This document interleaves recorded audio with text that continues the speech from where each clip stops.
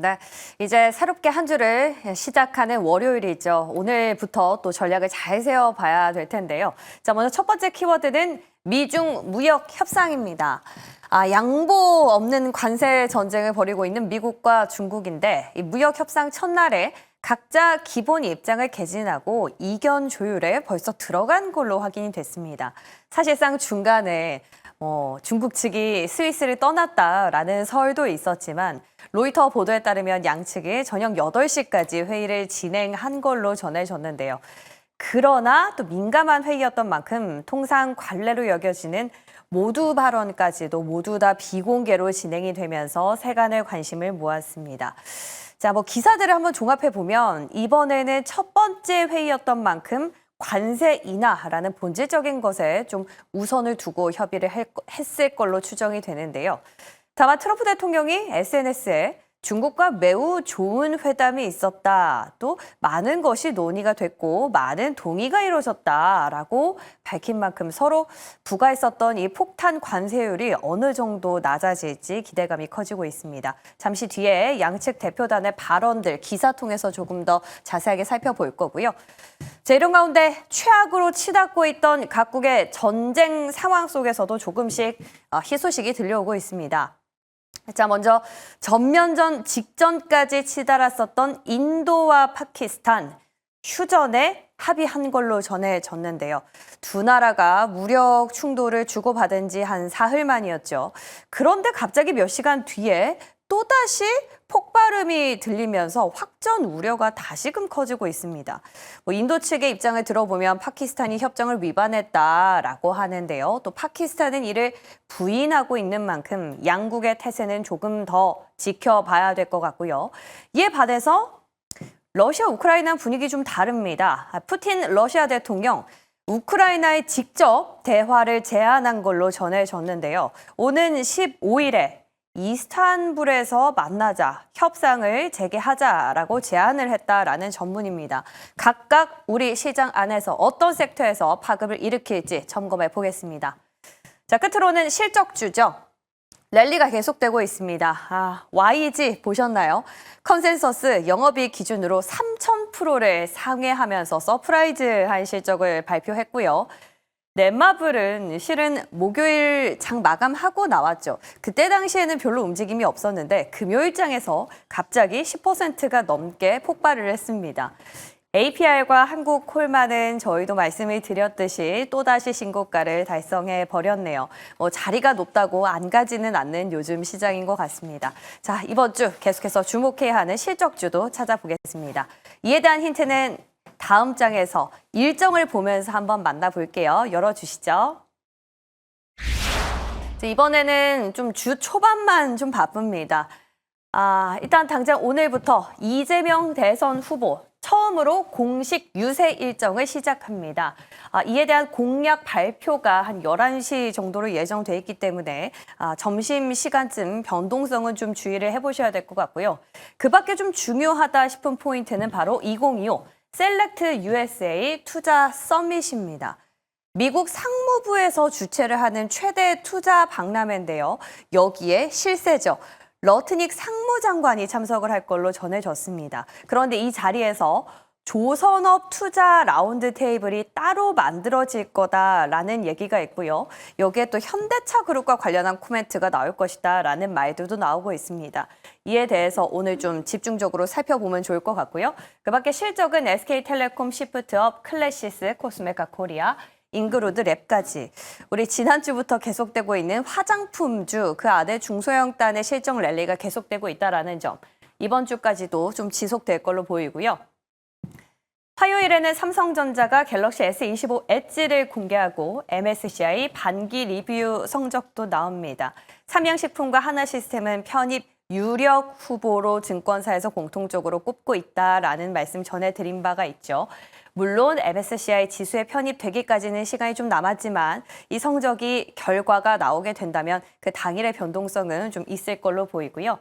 마찬가지로 실적, SK텔레콤부터 시프트업, 클래시스, 코스메카 코리아, 인그루드 랩까지 실적이 조금 정정이 필요한 듯 보입니다. 월요일장에서는 중소형주 화장품으로 보이고요. 화요일장에서는 저희가 수정해서 다시 말씀드리도록 할게요. 자, 수요일에는 반도체 소재 컨퍼런스 그리고 국제 인공지능 대전이 열리고요. 이런 AI에 대한 모멘텀은 목요일까지 이어집니다. 산업부에서 AI 전략 세미나 그리고 실적에서는 또 JYP 엔터주들 굉장히 잘 나오고 있는데 JYP 엔터의 경우에는 조금 다를 수도 있다. 나 홀로 다른 길을 갈 수도 있다라는 보도가 있었습니다. 좀 유념은 해보셔야 될 것 같고요. 그밖에 WK임즈나 펄어비스, 위메이드, NC소프트까지 게임주들 주 중반의 실적이 대거 공개된다라는 점.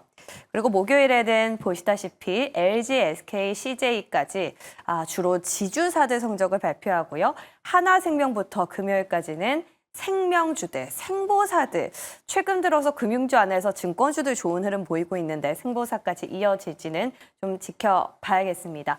자, 앞서 말씀드렸던 거 월요일 날은 화장품주들 주로 체크해 보시면 될 것 같고요. 화요일에는 한국전력이 숨어 있었네요. 일정 참고해 보시기 바랍니다. 자, 그럼 이제 첫 번째 확인해 볼 만한 뉴스 정리해 볼게요. 자, 허리펑 중국 국무원 부총리가 바로 이번 미중 간 협상에 대해서 이러한 워딩을 밝혔습니다. 자, 현지 시간 11일이었죠. 제네바에서 진행이 된 미국과의 첫 번째 무역 협상과 관련해서 이번 회담은 상당히 건설적이었고 또한 진전을 이뤘다라고 평가한 건데요. 자, 허 부총리, 이날 협상을 마친 뒤에 중요한 컨센서스를 이뤘다면서 공동성명이 12일에 발표될 것이다 라고 밝혔습니다.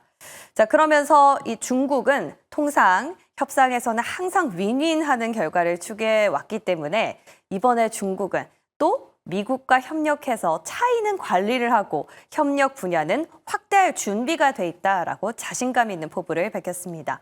자, 이에 앞서서 미국 측의 수석 대표죠. 베센트 재무장관도 매우 중요한 무역 분야에서 미국과 중국이 상당히 진전을 이뤘다라고 밝힌 바가 있는데요. 자, 베센트 장관 또한 12일 오전에 자세히 브리핑을 할 것이다 라고 밝혔기 때문에 우리 시간으로는 빠르면 오늘 저녁, 늦어도 내일 새벽쯤에는 어느 정도 미중 협상에 대한 가닥이 잡힐 걸로 보입니다. 오늘 우리 시장 반응이 궁금한데요. 잠시 뒤에 점검해 보겠습니다. 이어서 두 번째 기사 넘어가 볼까요? 자, 오늘 반도체입니다. 자, 삼성전자 반도체 사업부가 매출 부문에서 경쟁사인 대만 TSMC에 계속해서 밀리고 있는 걸로 나타났습니다. 그 격차가 무려 10조 원에 달하고 있다라는 사실인데요. 자, 어제자 업계에 따르면 삼성전자 반도체 부문 올해 1분기 매출은 25조 1천억 원 정도로 집계가 됐습니다. 이 매출이 한 17% 정도 감소한 건데요. 아무래도 HBM 영향이 크죠. 엔비디아 공급망에 진입을 못하면서 HBM의 실적 기여도가 크지 않기 때문인데요. 이에 반해서 TSMC 1분기 매출은 작년보다 42%가 증가한 8,393만 5천만 대만 달러, 우리 돈으로 한 37조 원 정도로 집계됐습니다. 최근에 환율 변동성을 고려한다고 해도 두 기업 간의 매출 격차는 한 10조, 12조 원에 달하는 상황인데요. 문제는 이런 격차가 당분간 이어질 것이다 라는 분석이 나오고 있기 때문이죠. 삼성전자, 오는 2분기에는 HBM이라는 돌파구를 뚫고 매출 역전에 성공할 수 있을지 귀추가 주목되고 있습니다. 자, 그럼 이제 오늘장 전략 세우러 가보시죠.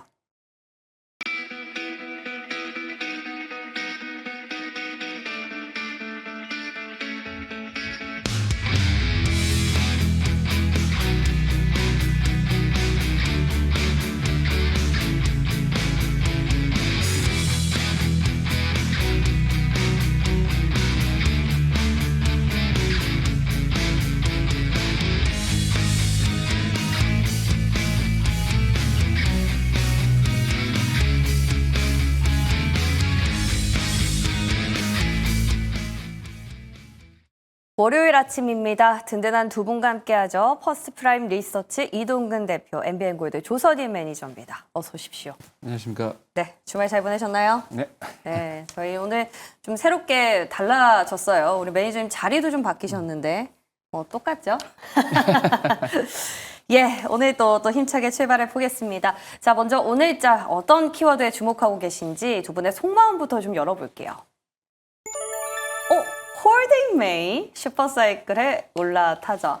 대표님, 네. 세린 메이 아니에요?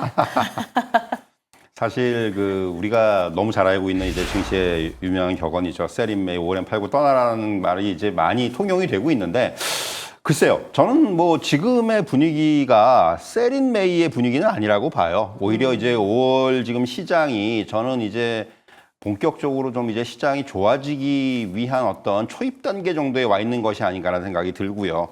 무엇보다도 이제 그 시장에서의 가장 큰 악재 요인이었던 관세 불확실성이 이제는 어느 정도 정점을 좀 확인했다. 그리고 이제 뭐 지금 이미 뭐 뉴스에서 많이 나왔지만은 미중 간의 협상이 시작이 된 상황이고 그 밖에도 이제 국가별 협상이 본격화되면서 시장의 변동성은 점점 이제 완화가 되는 국면이다. 그리고 이제 무엇보다도 제가 이제 가장 주목하는 부분은 국내 증시로의 어떤 유동성 유입이 굉장히 좀 늘어난 것 같아요.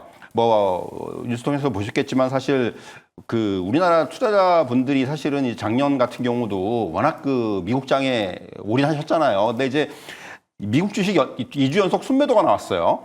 사실 올해 내내 계속해서 20조 이상의 미국 주식을 사다가 지난주 2주 연속으로 이제 순매도로 돌아선 거죠. 그러니까 뭔가 시장에 있어서의 시장 간의 균형 또는 이제 어떤 투자 포트폴리오의 변화 이런 쪽에 설명이 가능할 것 같습니다. 최근에 아시다시피 이제 올해는 미국장의 어떤 수익률의 퍼포먼스가 그렇게까지 좋지 않지 않습니까? 그러다 보니까 이제 이러한 현상이 나타나고 있고, 뭐 우리가 이제 많이 얘기가 되고 있지만 뭐 중국 증시로의 어떤 자금의 전환 이런 부분들도 나타나고 있고, 무엇보다도 우리 증시로도 예탁금의 증가라든가 이런 것들이 감지되고 있는 상황이기 때문에 사실 이런 흐름들이 나타난다면 무엇보다도 사실은 이제 유동성의 공급이라는 측면은 시장의 입장에서는 굉장히 반가운 그런 어떤 재료라고 할 수가 있겠고, 여기에 이제 한 가지 조금 마지막으로 활용점정이 된다면은 외국인 수급이 들어와야 돼요.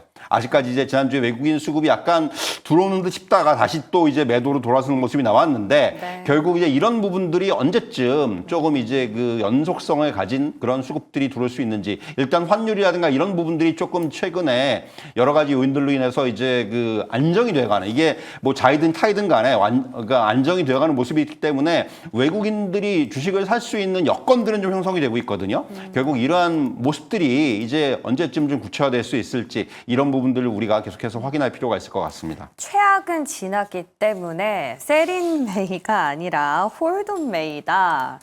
시장에 그동안 거의 뭐 몇십 년 동안 이어져 왔던 격언을 깨고 새로운 역사가 나올지 좀 궁금해집니다. 우리 매니저님은 슈퍼사이클에 올라타자. 슈퍼사이클 오면은 좋겠는데 네. 언제쯤 올까요? 이제 업종별로 좀 다르죠. 네. 저는 제가 얘기하는 슈퍼사이클은 이제 전체적으로 다 가는 장이 아니고 네. 사실 이제 지난주에 좀 언급을 드렸습니다만 2020년도 3월 19일 코로나 발발하고 난 다음에 바닥을 찍고 1년 3개월 동안 이상 올라갔는데 그런 사이클이 한번 왔다라고 보여지고요. 특히나 업종별로 20년 만에 온 슈퍼사이클은 제가 이제 조선업을 얘기를 하고 있습니다. 지난주 뭐 장이 좋았다 나빴다 반복을 하고 있었습니다만 조선 업종군들은 계속해서 상장일의 신고가나 또는 52주 신고가를 내고 있는 기업들이 상당히 많았는데 관련 업종군들을 여러분 지켜보시면 좋을 것 같고요. 큰 사이클이 오면은 그 업종군들을 계속 공략하시는 것이 좋습니다. 왜냐하면 다른 업종군들보다 그 업종군들이 비교 대비 수익성이 좋다는 얘기죠. 그리고 사이클이 시작이 되면 원래 이제 헤드앤숄더가 나오기 때문에 쌍봉이나 헤드앤숄더 나올 때까지, 그러니까 고점이 나올 때까지 충분히 여유 있게 갖고 가시면 좋을 것 같습니다. 네, 마침 조선 얘기를 해주셔서 말인데요. 지금 2025 셀렉트 USA 투자 서밋이 열리고 있더라고요. 여기서 우리 미국과 한국이 좀 어떻게 같이 잘해보자라는 취지로 조선업은 투자 테이블이 따로 마련이 된다라고 하던데, 지난 금요일장에서는 보면 조선주보다 엔진주들이 더 좋았단 말이죠. 그렇죠. 그럼 이제 이쪽으로 보는 게 더 나을까요? 아니면 여전히 대장 쪽으로 조선 밀고 갈까요? 원래 이제 조선업 쪽이 갈 때 보면은 2017년도나 2017년 때도 그랬습니다. 그러니까 지난 그 랠리를 할 때 2007년도 때도 그랬었는데 그때도 보면은 조선 업종군들이 원래 먼저 올라가고 난 다음에 이제 그 이후에 엔진 업종들이 올라갔는데 왜 그러냐면 엔진 업종분들이 조선 업종보다 OPM이 수익률이 좀 높습니다. 한 2 내지 5% 정도. 왜냐하면 뭐 기본적으로 여러분 아시겠습니다만 조선주 같은 경우는 외국에서 수출 발주를 받아서 진행을 하는데 그중에 핵심 부품이 엔진이다 보니까 엔진을 만들고 있는 대부분의 기업들이 또 우리나라에 있고 우리나라의 세계 기업이 전 세계 마켓쉐어의 50%를 넘어갈 정도로 1등이다라고 보시면 되는데 가장 중요한 거는 방금 말씀드렸던 영업이익 수익률이 한 2 내지 5% 정도 더 많기 때문에 네. 고수익을 내고 있는 업종군들은 당연히 탄력적으로 움직이겠죠. 그래서 먼저 올라갔던 조선 업종군들은 당연히 1등이고 그 이후로 엔진 업종군들이 말씀드린 대로 영업이익 차원에서 매출과 영업이 좋기 때문에 그렇게 보신다면은 두 개 섹터를 같이 보시면 좋을 것 같습니다. 좋습니다. 조선의 슈퍼사이클을 올라타고 그 안에서 계속해서 세분화되고 있는데 둘 다 유효하다. 아랫단까지 지켜보자라는 의견이었습니다. 자, 여기서 정리를 해보고요. 그리고 또 새벽에 볼만한 이슈가 많았죠. 대표적인 게 미중 무역 협상이지 않을까 싶습니다. 어떤 결과가 있을까? 사실 기대하면서도 뭐 나올 게 있으려나라는 어떤 심리도 좀 있었는데요. 다행히도 양국의 공동대표가 다 상당히 진전을 이뤘다라고 밝혔거든요. 그리고 12일자로 공동성명을 발표하겠다 했기 때문에 오늘 우리 시장이 이제 열리면 그 기대감이 충분히 반영이 될 수 있을 것 같습니다. 사실 이제 말씀하신 대로 뭔가 글쎄요 실체적인 결과가 나올지 여부는 좀 더 확인할 필요가 있을 것 같은데 결국 지금 뭐 트럼프 일기 때도 그랬고 사실 미국과 중국과의 관계를 보면은 강경 충돌을 했다가 완화했다가 이런 과정이 계속 반복이 돼요. 이게 이제 그 뭐 많은 학자들이 그런 얘기를 하죠. 이게 이제 미국 그 어떤 그 국제 질서에서의 뉴노멀이다. 기존의 어떤 무슨 뭐 이제 그 양국과 과거에는 이제 미국과 소련이 대립을 하다가 이제는 미국과 중국으로 그 대상이 옮겨졌고 그리고 이제 과거에는 뭐 여러 가지 뭐 이제 군사적인 충돌이라든가 이런 부분들 대비라든가 이런 것들이 있다가 이것이 경제 쪽으로 옮겨졌고 그러면서 지금 이제 이러한 어떤 새로운 질서들이 지금 만들어지는 과정이라고 말씀드릴 수가 있을 것 같은데 결국 그런 거예요. 강력하게 압박을 하고 그 다음에 협상을 하고 그 이후에 또 이제 한참 동안 또 밀월 관계로 가다가 이렇게 이제 공존 상태죠. 그러니까 적대적인 공존이라는 경쟁적인 공존이라는 그 표현을 쓰고 싶은데 결국 이런 흐름들이 주기적으로 진행될 수밖에 없을 거예요. 근데 이제 결국 이번에 이제 협상 같은 경우도 그동안 말씀드린 대로 강력하게 압박을 했고 미국이 여기에 중국이 대응을 했고 이런 관계에서의 이제 뭔가 타협점을 찾기 위한 그런 협상의 시작이라고 말씀드릴 수가 있겠고요. 지금 이제 이견을 좁히는 과정이겠죠. 그렇게 앞에서 말씀해 주신 대로 뭔가 중간에 이제 막 그 이견이 좀 너무 악화가 됐을 때는 막 서로 간에 좀 약간 그 충돌도 일어날 수 있고. 근데 이제 어쨌든 간에 12일 날 공동성명을 발표한다라는 거는 큰 틀에서는 뭔가 그래도 이제 뭐 이루어졌다는 것 같아요.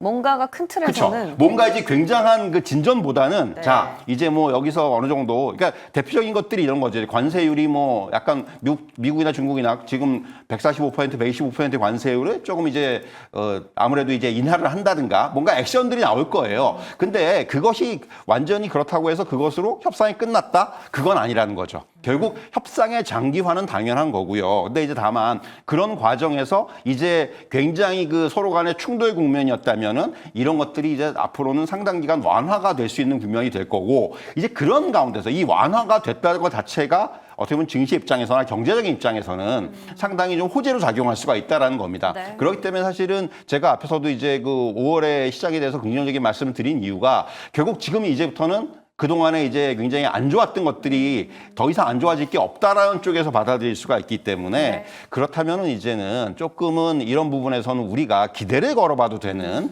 그런 국면으로 진행되지 않겠는가 이렇게 말씀드릴 수가 있을 것 같아요. 시장 전체적으로 분명히 호재인 이슈는 맞다라는 분석입니다. 자, 그렇다면 어디서 가장 크게 호재를 누릴 수 있을까요? 대표적인 거는 반도체다라는 말씀들 되게 많이 하시거든요. 그 이유는 아무래도 미중 무역 분쟁에 가장 큰 피해를 봤던 섹터이기 때문에 다시 되돌릴 가능성이 많다라는 측면이겠죠. 자, 삼성전자 그러니까 하루빨리 지금 HBM 돌파구를 마련을 해야 엔비디아가 수혜를 받을 때 같이 올라탈 수 있을 것 같은데 이게 좀 참 뼈 아픕니다. 그죠? 계속 그렇죠. 지난주부터 말씀해 주시고 계시잖아요. 네네. HBM 같은 경우는 지금 좀 안타까운 일이 삼성전자가 작년부터 3분기부터 계속해서 HBM 관련해서 콜테스트 통과 얘기가 나왔는데 매번 이제 SNS나 다른 루트를 통해 가지고 계속 뭐 호재 뉴스가 나올 때마다 저도 야 드디어 이제 통과됐나 보다라고 해서 굉장히 기대감을 갖고 있었는데 네. 계속 이게 안 되고 있거든요. 근데 중요한 거는 지금 이제 엔비디아의 향 TSMC가 지금 납품을 하고 있는데 전격적으로 전체적으로 봤을 때 보통 보면 이제 메모리 반도체 쪽이나 또는 반도체 쪽에서의 움직임이 2021년도부터 달라졌습니다. 왜냐하면 그 전까지는 인텔이 전체적으로 메모리 반도체 쪽에 나올 때 매출이 가장 전 세계에서 많았는데 2021년부터 삼성전자가 역전을 했죠. 그래서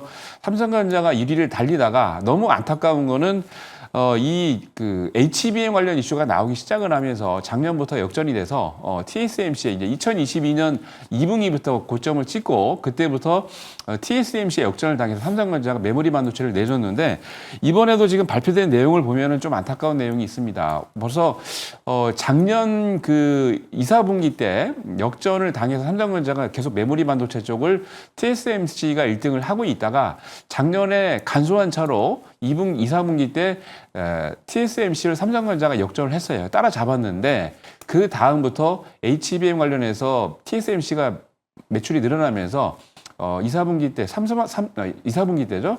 3조, 그다음에 8조, 1, 4분기 때는 10조로 넘어가면서 TSMC가 격차를 벌이고 있는데 지금 그 예상되고 있는 실적 같은 경우를 발표한 내용을 보니까 금년에도 전체적으로 미국발 매출이 한 20% 늘어날 것이다 이거라고 얘기를 하고 있는데 TSMC가 앞으로 계속해서 삼성전자 메모리 반도체 쪽을 10조 이상 차이가 날 것 같습니다. 그렇게 된다면 빨리 HBM 쪽이 콜테스트가 통과되지 않는 이상 이런 기조는 계속될 것 같습니다. 네.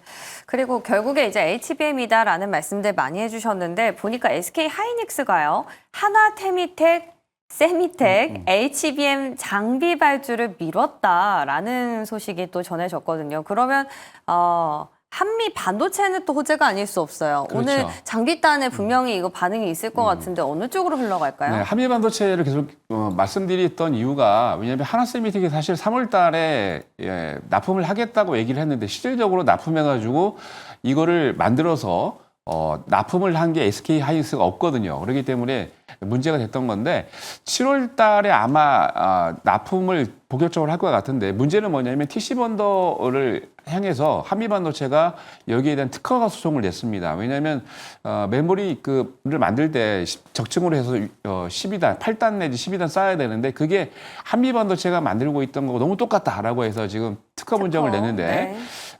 여기에 대해서 SK 하이닉스가 야 이거 문제가 되기 때문에 납품을 할 때 계약서 외에 따로 여기 특허 분쟁에 대한 보완 서류를 내라라고 요구를 했는데 이게 첨부되지 않으면은 하나세미텍이 TC본도가 SK 하이닉스 납품을 할 수가 없습니다. 그거를 이번 달 말까지 하라고 그랬는데 이번 달 말까지 특허 분쟁이 끝날까요? 그렇지 않을 것 같습니다. 그렇게 된다면 이 기간이 조금 길어지면 한미반도체가 여기에 대한 반사이익을 받겠죠. 그래서 앞으로 미중 무역 관계 관련해서 얘기를 하셨는데 반도체가 조금 풀리면은 어차피 SK 하이닉스가 반사이익을 받는데 SK 하이닉스에 납품하고 있는 한미 반도체의 TC 본더가 더 많은 양이 팔릴 수가 있고 지난 1, 4분기 때도 매출에 관해서 말씀을 드렸는데 국내 매출보다 해외 매출이 90% 늘었다는 얘기죠. 그렇게 된다면 TC 본더의 강자 한미 반도체는 주가가 더 탄력적으로 움직일 수밖에 없다라고 생각이 듭니다.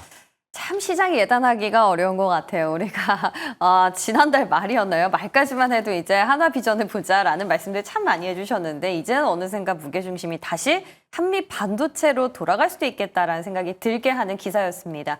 예, 여기서 반도체까지 마무리해보고요. 이제 본격적으로 첫 번째 끓는 점 시작해 보겠습니다.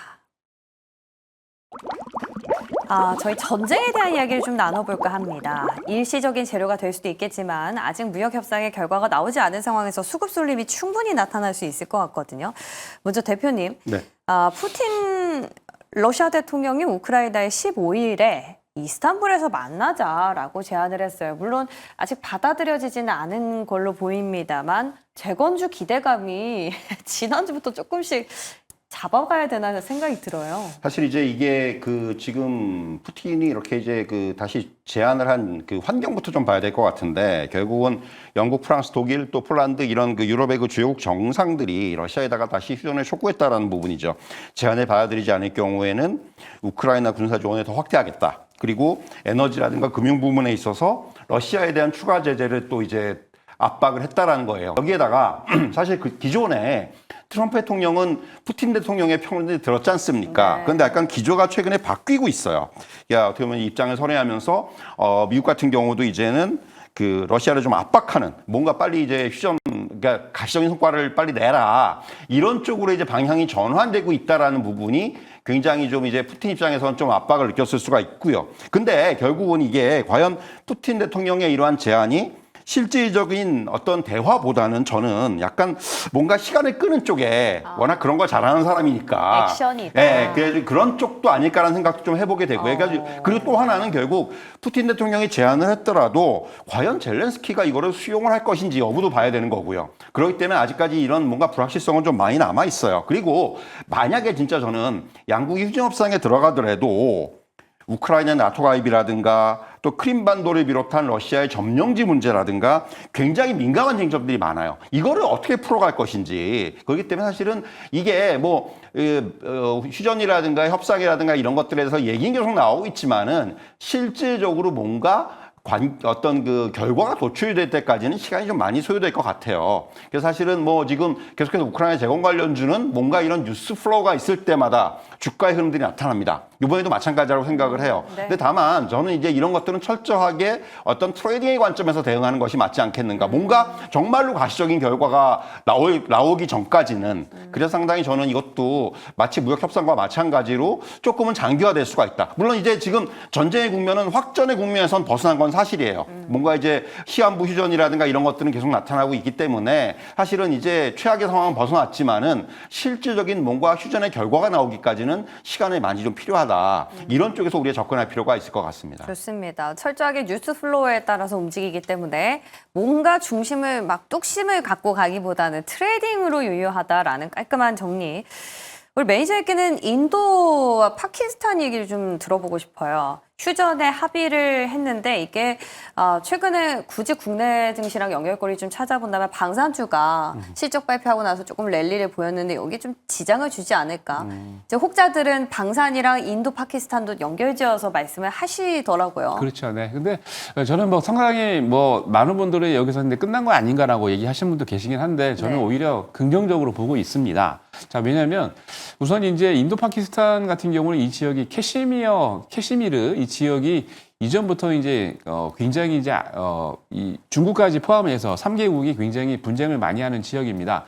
뭐 잘 아시겠습니다만 2차 대전을 영국이 이제 승전했다고 그러는데 영국이 참전해서 연합국 참전해서 많이 뭐 퍼포먼스를 보여주고 거기에 대한 거를 굉장히 많이 보여줬던 게 바로 인도군이 참전했기 때문인데 인도가 파키스탄하고 분리독립을 47년에 했습니다. 2차 대전 끝난 이후에. 그래서 그때까지 사실 전체적으로 모든 것들을 잡고 있는 게 파키스탄 지역이 원래 신분제적으로 상당히 높았기 때문에 권력에서 있었는데, 근데 인도가 이제 파키스탄과 분리독립을 선언했던 이유가 영국에 많이 적극적으로 지원했던 게 인도 사람들이었고, 그래서 인도 국민들이 인도 내에서 정권을 잡다 보니까 파키스탄이 밀려난 거죠. 거기다가 인도와 파키스탄 같은 경우는 인도 같은 경우는 힌두교고 파키스탄 같은 게 무슬림이기 때문에 종교 분쟁도 갈등이 많이 있는데 이러한 여건이 앞으로도 계속될 것 같습니다. 종교 분쟁은 뭐 이스라엘 지역도 여러분 잘 아시겠습니다만 끝나지 않는 문제인데 계속해서 이번에 뭐 간단하게 3일 동안 이제 전쟁이 이루어지고 난 다음에 협상을 하자 또는 휴전을 하자는 얘기가 나왔는데 앞으로 휴전을 한다고 그래도 특히 이제 무역 관련된 것 중에 무기는 많이 판매될 것으로 예상이 되고 있습니다. 왜 그러냐면 인도가 전체 이제 그 판매하고 있는 또는 수입하고 있는 전체의 무기량을 보니까 우리나라하고 거의 비슷한 129억 달러 정도를 소비를 하고 있는데 여기에 거의 한 65% 이상을 수입을 하고 있습니다. 근데 아직 우리나라가 인도에는 많이 수입하고 수출하고 있지는 않습니다만 전체적으로 봤을 때 이번에도 공중전이 상당히 이제 많이 전개가 됐었는데 우리나라가 또 공중전에 또 강한 그런 군사력을 또는 그런 무기들을 많이 만들고 있기 때문에 그렇게 된다면 오히려 더 반사익을 받지 않을까라고 싶고요. 이 말씀드린 대로 이 이번에 이제 3일 동안의 전쟁이 끝나고 난 이후에 전반적으로 여기 협정에 대해서 체결하는 곳들이 미국과 러시아는 사실 뒷짐을 지고 있는 이유가 이게 원래 미국이 개입이 되면 러시아가 또 개입을 하기 때문에 그렇게 되는데 그 이후에 지금 보면은 전체적으로 무슬림의 또 맹주라 할 수 있는 사우디아라비아와 이란 그리고 중국 등이 뒤에서 파키스탄을 지금 지원을 하고 있기 때문에 어떻게 본다면 다시 또 말씀드린 것처럼 미국과 러시아의 뒤에서의 전쟁이 일어날 또 지원 협력 체계나 무기 관련된 이슈가 일어날 수 있기 때문에 그렇게 된다면 오히려 이게 휴전을 하고 난 다음에도 분명히 그 인도에 우리나라가 무기를 더 수출할 수 있는 기회가 될 것으로 보입니다. 전쟁에 대한 노이즈가 여전히 남아 있을 것이다라는 말씀이세요. 자, 그렇다면 두 분 이 전쟁에 대한 질문에 어떤 종목으로 보답을 해주실지 만나보겠습니다. 보류, 한국 항공우주. 일단 보류라는 거는 어떤 펀더멘털은 아니다. 사실 이제 우크라이나 예. 재건주 관련해서는 예. 저는 조금 지금 앞에서도 말씀드렸다시피 조금 이제 저는 이제 트레이딩의 관점이기 예. 때문에 사실 어떤 종목에 대한 접근보다는 흐름에 대한 접근이 필요하다. 뉴스에. 이렇게 좀 정리해 드릴 수가 있을 것 같아요. 네, 좋습니다. 한국 항공우주는 저희가 예상했던 대로 방산주 랠리를 타긴 탔어요. 그렇죠. 항상 네. 마지막에 그렇죠. 키 맞추기로. 끝물인데 예전에도 보시면은 방산주 날릴 때 한국 항공우주가 늦게 출발했다 굉장히 많이 퍼포먼스를 네. 내거든요. 특히 이제 화면 자막 하단부에 보시면 FA50이나 KF21 등 사실 인도에는 지금 납품을 하고 있지 않습니다만 동남아시아 쪽이나 유럽 쪽에 지금 납품하려고 준비를 하고 있는데 인도 쪽에서도 이번에 여러분들 관심 가지고 뉴스 보시면 아시겠지만 공중전이 상당히 관건이었기 때문에 그렇게 된다면 우리나라의 항공우주가 개발하고 있는 수출하고 있는 이런 기종들이 수출할 수 있는 기회도 있기 때문에 관심을 가져보면 좋을 것 같습니다. 좋습니다. 자, 이렇게 해서 전쟁 관련한 이슈들 쭉 정리를 해봤고요. 이제 두 번째 끓는 점 넘어가 보겠습니다.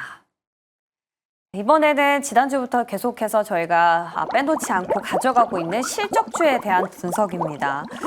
자, 어떻게 해야 될까요? 일단 중소형주 쪽으로 확실히 무게가 기운 것 같긴 한데 그 안에서 엔진도 괜찮은 것 같고요. 음식료도 뭐 중소형주는 아니지만 이번 주 또 실적이 꽤나 나옵니다. 화장품주 랠리가 지속될 건지 궁금한데요. 이번에는 바로 두 분의 종목을 만나보도록 하겠습니다. 공개해 주시죠. JYP 엔터, 현대건설.